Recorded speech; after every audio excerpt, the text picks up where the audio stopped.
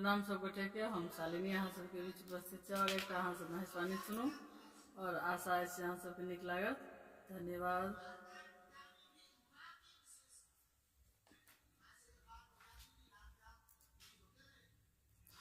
चलू सखी पूरा हकार है हिमगिर के आंगन माँ।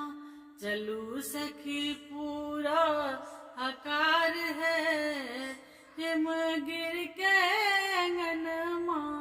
हिमगिर के आंगन माँ, हिमगिर के आंगन माँ, हिमगिर के आंगन माँ, हिमगिर के आंगन माँ।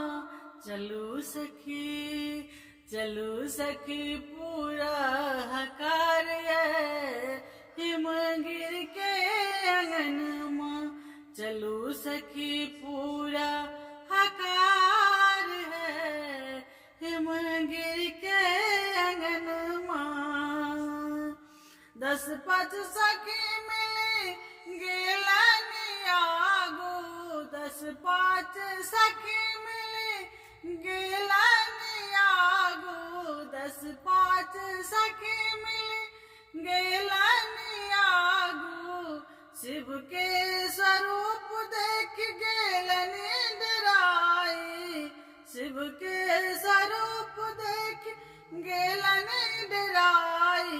नाग छोड़ैया, नाग छोड़ैया फुफकार है सखी मैं नांगन माँ। नाग छोड़ैया फुफकार है सखी मैं नांगन माँ। मैं नांगन माँ है मैं ना भवन माँ। मैं नांगन माँ है मैं ना भवन माँ। चलू सखी पूरा हकार है हिमगिर के आंगन माँ। चलू सखी पूरा हकार है हिमगिर के आंगन माँ। सब सखी देख गली गौरा के बाराती, सब सखी देखा गली गौरा के बाराती। सब सखी देखा गली गौरा के बाराती।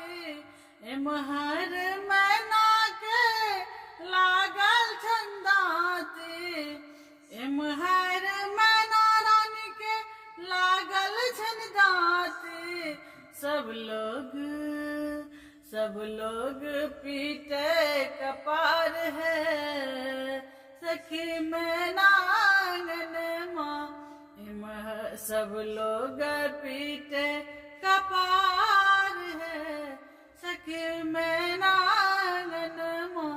चलू सखी पूरा हकार है हिमगिर के आंगन माँ। चलू सखी पूरा हकार